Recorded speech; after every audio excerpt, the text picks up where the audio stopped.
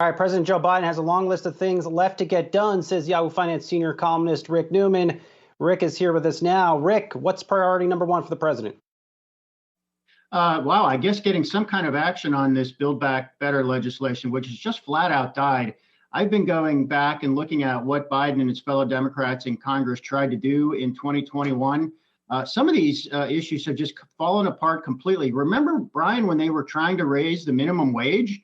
That was one of the first things they tried to do in the first couple of months of Biden's presidency.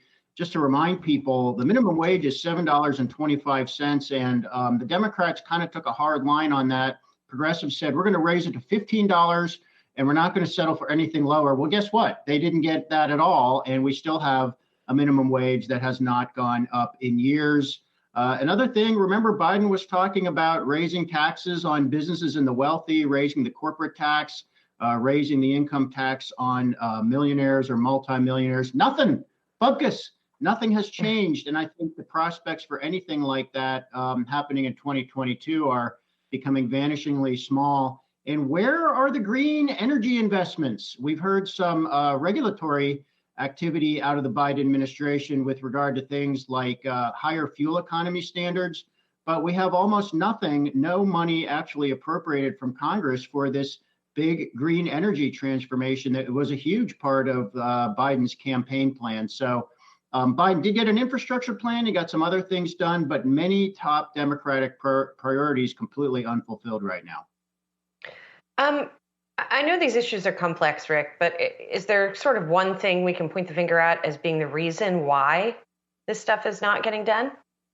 I actually think you can, Julie. I think the Democrats have tried to do everything, and they have completely confused voters. And I think on the progressive side of the Democratic Party, the perfect is the enemy of the good. Just go back to the minimum wage. There are probably a lot of workers who would be better off if the minimum wage had gone up from $7.25 to, let's say, $10 or $11. And you could have gotten much more support for minimum wage around $10 or $11. Perhaps even some Republicans would have gone for that.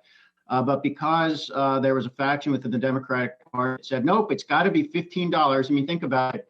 We're going to settle for nothing less than doubling the federal minimum wage. There were a number of Democrats who said, look, that's not going to work in rural America and parts of the country with lower living costs because that would just hurt businesses too much. So Democrats have nothing to show for any effort to raise the minimum wage. And given that is really a core issue for the Democratic Party, I think that is a genuine concern for voters, who are considering what to do in the 2022 midterms. Can Democrats really get anything done? Rick, the administration is still out there doing the media rounds, trying to keep Build Back Better alive and well. But what's the reality of that? Is that any chance of that passing in any form, even pieces of it this year? It sounds like they're not going to get the social welfare part of that plan. So the main part of that is either a 1 year or a multi-year extension of this broader child tax credit. That's expensive. And that was one of the main points of breakdown as this legislation kind of fell apart in December.